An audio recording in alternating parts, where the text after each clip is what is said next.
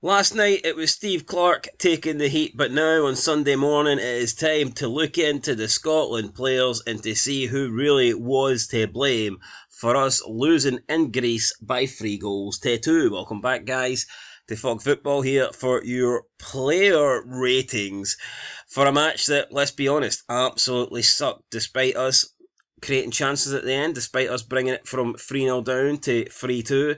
We still lost the game, and that loss in reality should have eliminated us from qualification direct to the World Cup. But thankfully, because Belarus done us a massive favour, we've still got a chance. But that was no thanks to Steve Clarke. It was no thanks to some of these players. Some of them played alright. Some of them had pretty damn poor games. Some of them I don't even want to see in a Scotland shirt come Tuesday night. So, going to go through the entire team, going to rank them here. Would have done it last night, but I probably would have gave Steve Clarke a 0 last night if I did it. To be fair, I don't think he'll get much higher than a 0 this morning on Sunday, but I woke up. I haven't even been to bed yet, but yeah, Sunday morning, my birthday, maybe I'm feeling generous, maybe I'll give Steve Clarke a good number, but first of all, what I am going to do is the 5 subs. You got McKenna, Ralston, Dykes, Shankland missing a D for some reason, and we'll fire that in there, and Hurst. I'm just going to go straight in the middle here and give these guys all 5s, and for the reason being, I just simply didn't think they got enough time to really do anything. I don't think they changed the game. Steve Clarke brought them on, and nothing really happened. So, yeah, McKenna, Ralston got, about 15 minutes? Dykes and Shankland maybe got less than 10, and then Hurst came on with a few minutes to go. So I'm not really going to be too harsh on those guys. I'll give them a 5 down the middle. Right, let's start with Craig Gordon then, who I think was the correct pick. I think he was the only pick. I was happy that Clarke picked Gordon. To be fair, I thought that Gordon would get picked by Clarke. My problem is I think Gordon should be getting picked no matter who's fit. Gordon, for me, is better than Angus Gunn. What has Angus Gunn done to deserve to be the Scotland number 1? I would love to know. I personally haven't seen it. I thought Gordon made some really good saves. I felt like if it wasn't him in nets, we could have easily had lost this, or at least conceded it by more than 3 goals. But I will say, the third goal, I think he's at fault. It seems like he can save it, and the ball pretty much goes right through his hands. So I would have gave Gordon an 8, but considering I do blame him for the third goal, and it was crucial at the time because, 2 goals feels like you've got a small chance of coming back from. 3-0 does feel like game over. Even though we did bring it back to 3-2, I'm going to give Craig Gordon a 6. I think he made some good saves, but just not good enough for me. Not good enough.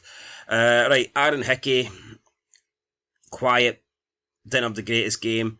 Few times him and Dokes tried to link up, and it just didn't really work. I'll give Hickey a 5. I can't really give him much more than that. In fact, that could be generous. John Souttar, definitely at fault for the first goal. Well, him and Hanley were both at fault. Didn't think it was John Souttar's greatest game. I will give John Souttar a 3. I thought he was pretty poor. Hanley, I'm going to give a 2. Thought he was worse than Souttar, but him and John really run ragged, and when we were 3-0 down, these guys were partly, a lot, mostly to blame. Yeah, just not a great moment for them. I'm not saying that they shouldn't start against Denmark, but they need to be a lot better than they were tonight. Piss poor from them. Robertson, I didn't think was good either, to be honest. He did get the assist. I'll give him credit for that. A good assist for the goal, the second goal, the Christie header. But yeah, other than that, didn't do enough for me. I'm going to give Robertson a 5. Right, Christie got a goal. It was a good header. I felt he had some good moments as well. He had that chance where he was through and he played it to Adams, and Adams took a heavy touch, and yeah, that was poor. I thought Christie was one of our better players tonight, so he got a goal. I thought Christie actually played I thought Christie was pretty good. I'll give Christie a 7. I think he done his job. Lewis Ferguson, probably the poorest midfielder tonight. I'm going to give Ferguson.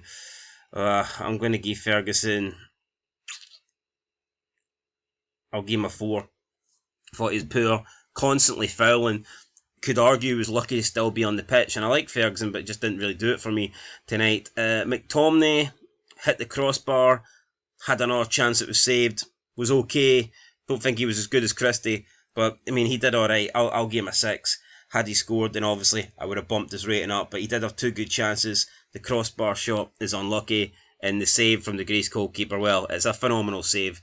You can't really ask for much more than that. At least he had 2 chances, and he made the most of them, albeit he didn't score. But he did all he could really.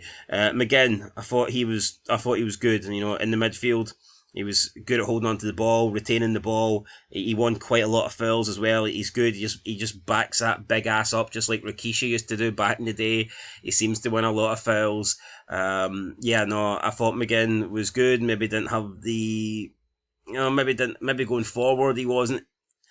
Maybe he could have been better going forward. But you know what? I'm gonna give McGinn a 7. I'll give McGinn a 7. I thought he was probably our best player. I thought him and Christie were the 2 standouts. Right, up next we've got Doak, who, again, he gave it his all. He got taken off. He did run himself into the ground. No complaints with the performance. I think he was solid. Again, just like McGinn, just like Christie, I thought he was one of our better players tonight, 100%. And he did get the goal that kick-started the mini revival. He got a goal. I'll give him a 7. I will give him a 7. Adams, very wasteful. I mean, literally had a bunch of chances and he didn't take any of them. Just, for me, he's not a striker. He's not a goal scorer. He's not clinical. He's not the man that we need up front. I'm sick of him constantly getting picked. I don't know why Clarke does it. Some people believe he's the best striker that we have. I don't see that. I don't think that he is. I think that he is the third choice at best. And that's not me. That's only me really factoring in the top 3. Adams, Dykes and Shankland. And by top 3, I mean the 3 that were in contention for starting tonight. Even though I think it was always going to be Adams. No one was really talking about Hurst. But even when you think of other potential strikers that we've got, like Bowie, if Bowie was used, if he had his current form that he had earlier in the season, I'd probably prefer Bowie.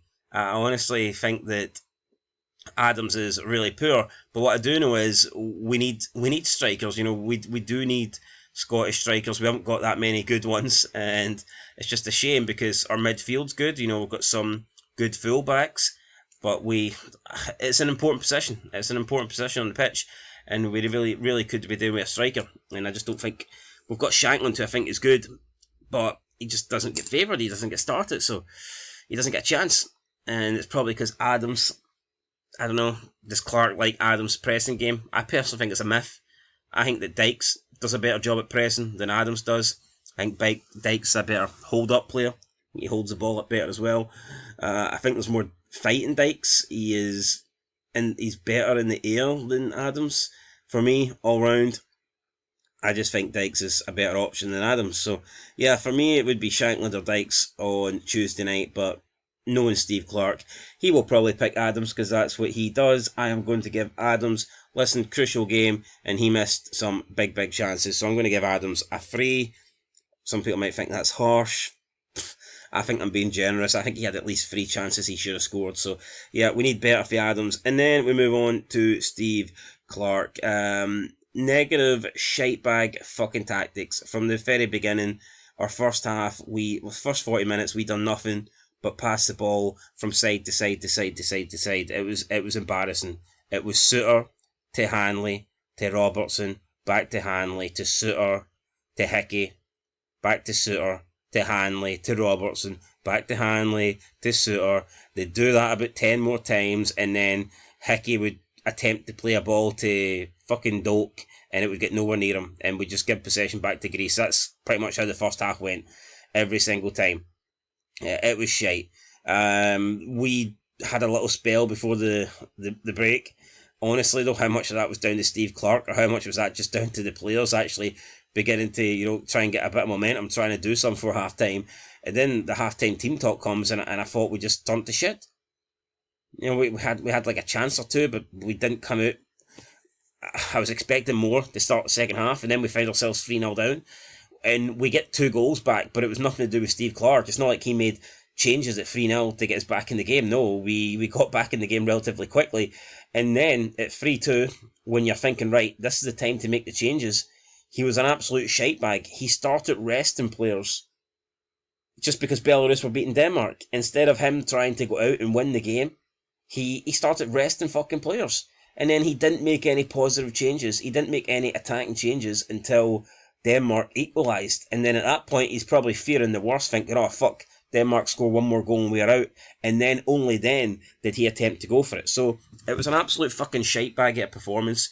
The changes were way too late. He didn't give Dyke, Shankland or Hurst any time to make an impact. 3 strikers, and he brings them on with pretty much, less than 10 minutes to go. For me, Steve Clarke, it is a 1. It was embarrassing the first half. We were played off the fucking pitch. We were really shite, and I'm dreading Tuesday with this guy in charge because I'm just expecting him to set up with like the most negative tactics of all time. And I'll be honest, if we do get to the World Cup, it's going to feel like we've stolen a place. It is going to feel like we've stolen a place because I'm looking at we didn't deserve to beat Greece. When we beat them 3-1, that was almost a robbery. I think the 2-1 game against Belarus, we were second best in that game. We've been very fortunate. The first Belarus game, we were pretty poor, but I thought we edged that. And then the Denmark game, Denmark were bang average that day. So, listen, we're lucky. We're lucky that we're in a position. Yes, we would have all taken this, but people need to realise it's not like we've got to the final day playing good football and doing really well and we can be proud of this. You know, we've kind of just scraped our way through. You know, it's not been a good campaign. It's really not.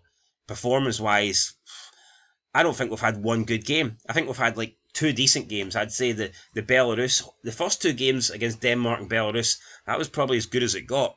That last window, how we got 6 points for those 2 games, I don't know.